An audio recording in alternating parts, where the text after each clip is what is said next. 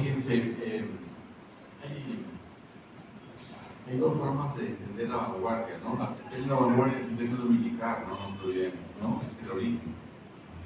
Entonces se llama vanguardia a los movimientos que aparecieron a principios del siglo XX y que procuraban diferenciarse radicalmente de los movimientos anteriores. Es decir, los movimientos del siglo XIX eran romanticismo, panasianismo, simbolismo, y la vanguardia empieza con el expresionismo alemán, por ejemplo, ¿no? Que tiene su expresión en la pintura y que tiene su expresión en la poesía también, que llega hasta nosotros.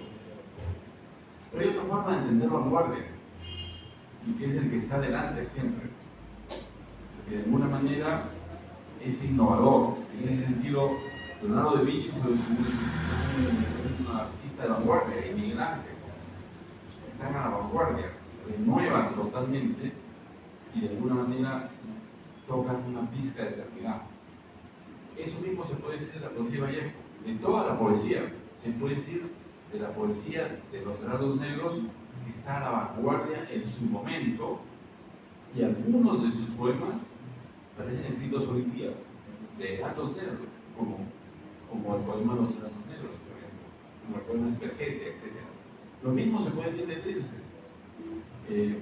Yo estuve en mi exposición viendo el poema 1 y el poema 77, apenas unos chisporoteos, y Danilo, en cambio, él buscó los temas familiares. Bueno, Vallejo nunca jugó con las palabras como jugaban los dadaístas o cubistas. Vallejo está siempre diciendo algo de fondo. Eso de fondo que dijo Vallejo, que era de fondo del año 22, sigue siendo de fondo ahora.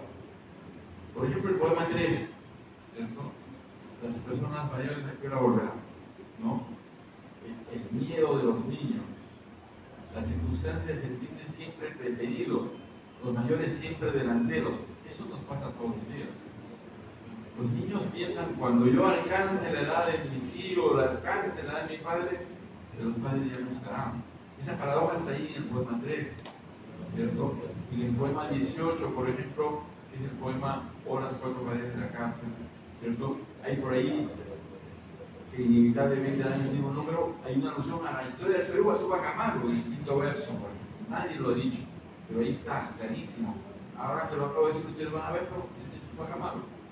Entonces, toca la historia nacional y toca la historia personal de los individuos de cualquier nacionalidad, como un vietnamita que está leyendo la poesía de Vallejo. Por ejemplo, este enfrentamiento con Dios, en algunos de sus poemas, el poema dedicado a González Prada, donde él dice que le dice a Dios que Dios mío, hubiera ser Dios, ¿cierto? La idea de que ser hombre es primero que ser Dios. Es una cosa que todo el mundo ha sentido alguna vez. ¿Qué Dios es este al que no vemos nunca? ¿Qué Dios es este que es indiferente al sufrimiento de las personas? Yo lo he visto en niños reclamar eso. Bueno, Vallejo lo dice. Y lo dice de una manera que no lo ha dicho ningún poeta en el mundo. No lo ha dicho ningún poeta en el mundo. Entonces, cuando hablamos de la dimensión de Vallejo, parecemos exagerados, pero no. Vallejo está a la dimensión de Dante, a la dimensión de Quevedo, de Góngora, de los más grandes del mundo, de cualquier lengua. Eso es lo que yo tengo que decir. Gracias.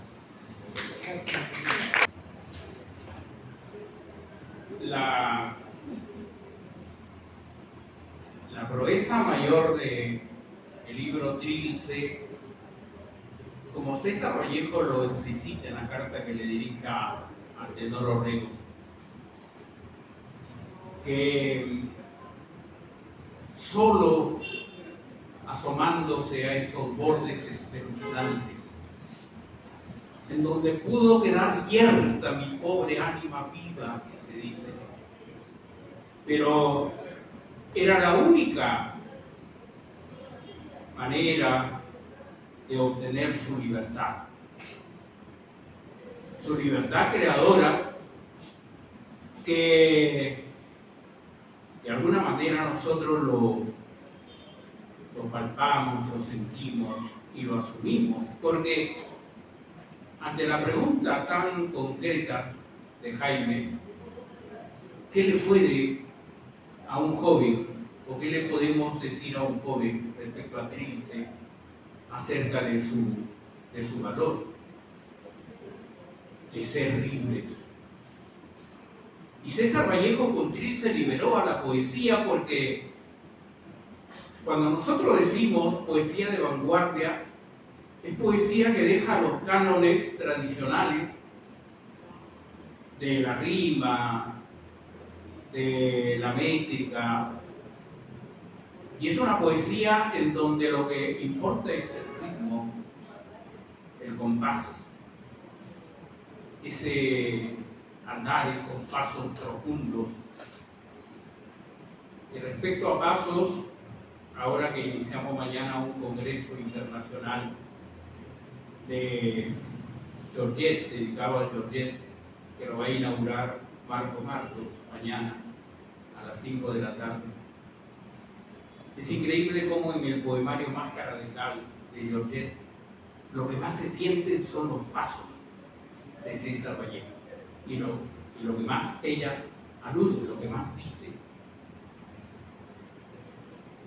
La palabra que más repite es pasos, tus pasos, de Vallejo.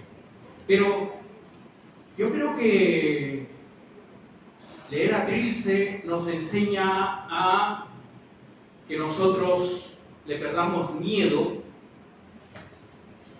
a la poesía y seamos libres, podamos decir lo que sentimos sin aquel corset de las prosodias, de los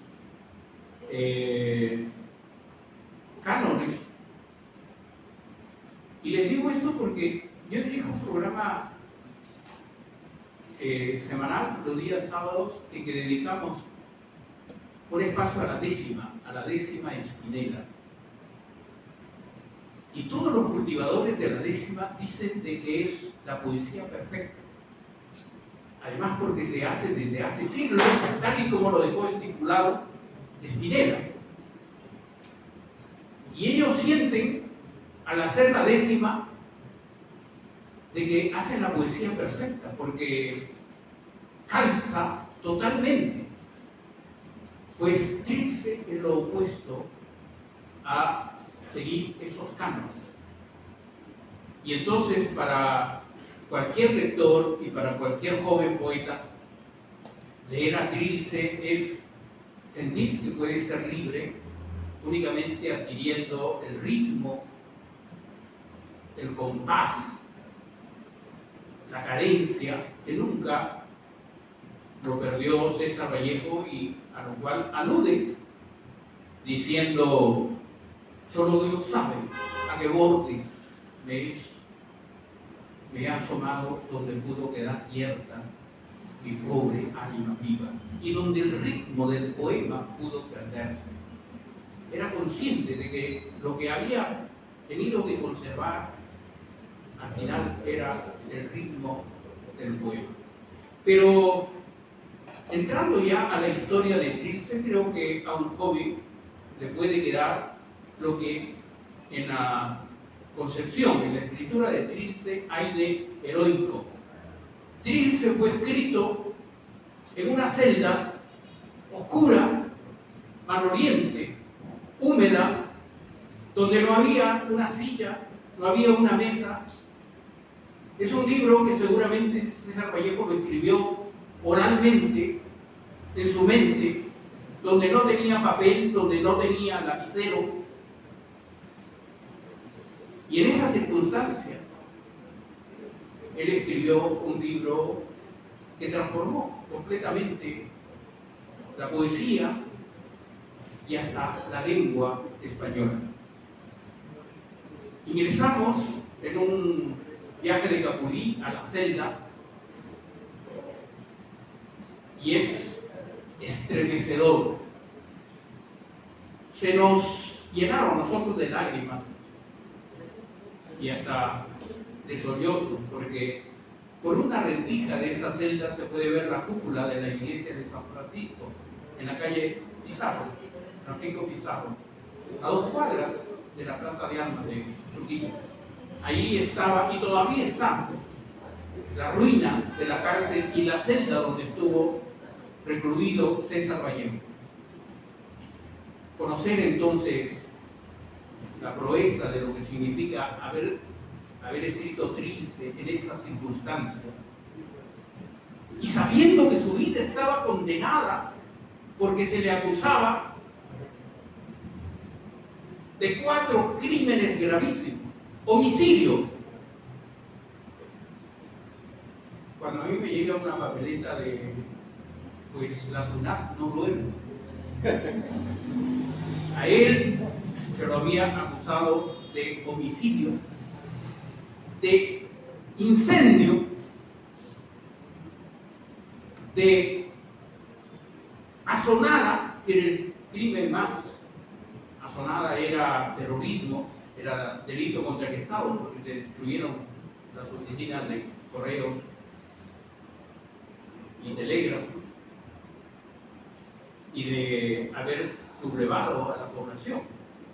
César Vallejo estuvo frente a 500 ciudadanos que clamaban justicia porque los policías ebrios habían disparado desde dentro de la comisaría, y los sesos de don Antonio Ciudad quedaron pegados en la pared de la casa de lo que era don Francisco Calderón, quien capitaneó el batallón libre de Santiago de Chuco que peleó con el Chuco. Quedaron allí estampados los sesos de un ciudadano notable y de una gendarmería borracha que disparó desde adentro, y el pueblo, que estaba en la segunda fiesta del patrón Santiago, se levantó. ¿Y quién iba a la cabeza? Pues de manera ineludible, porque era el personaje más relevante y ahí del pueblo. Ya era bachiller y había publicado los Heraldos Negros. Y él encabezó esa sublevación que tuvo, pues, como resultados hechos luctuosos. O sea, a 3 policías se los asesinó y se los arrastró por las calles. Se quemaron varias casas, entre ellas el almacén más pues proficuo, más abundante, el mejor de toda la provincia, de la Casa Santa María, y varias casas aledañas. Se destruyeron las oficinas de telégrafos y de comunicación, y hubieron además sucesos colaterales. Por esos hechos César Vallejo estaba acusado, y en verdad, si salió libre fue un hecho fortuito, porque las acusaciones de esa gravedad significaban de que él pensaba en su vida ya como un encarcelado para siempre. No se sale con esas imputaciones. Y bueno, salió libre, pero inmediatamente hubieron órdenes de recaptura que felizmente, por estar lejos, ya no tuvieron efecto ni cundieron. Pues, y lo último de por qué Trilce es importante que lo lean los jóvenes, de alguna manera instruidos, dichos por quienes los maestros pueden orientarlos. No hay que buscar en la poesía entenderla. Hemos deformado mucho la lectura por una especie de consigna del Banco Mundial, de que la lectura hay que comprenderla. La lectura no es para comprenderla, como la vida no es para comprenderla. Se lee por gozo, se lee así como se vive, por hasta misterio. O sea, poder nosotros leer Trilce con esa óptica de que estamos ante el esfinge, de que estamos ante lo incógnito, de que estamos ante el enigma, es portentoso. Pero no tratemos de leerlo de una manera, pues, racional, sino con todo aquello que Trilce tiene, en donde nos cobran el alquiler del mundo, pese a que tú nos lo diste, mi mamá. Creo que es un argumento que no entra por todo lo que es la lógica, sino por todo lo que significa el sentido más pleno de por qué venimos a este mundo, ¿no? Y cómo caemos atrapados por esa suerte de el alquiler que se ha instituido como esta política mercantilista en la cual nosotros estamos completamente atrapados, ¿no?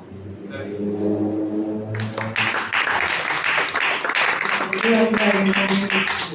grupo era, digamos, Trilce, era un enigma, era algo inusual, era como tú, no sé si tú lo dijiste, un ovni, ¿no? Un libro excepcional. Y también me queda claro, por lo que dice Marco, que debemos estar orgullosos de Vallejo, porque está a nivel de grande, ¿no? De la literatura, no solo latinoamericana, sino mundial. Entonces creo que eso es algo que nosotros queremos seguir elevando con las ediciones y publicaciones y con el apoyo de los amigos de la casa, de Fanny, y también con el apoyo, en este caso, de los artistas, como Bruno Ortiz, ¿no? Muchas gracias de mi parte.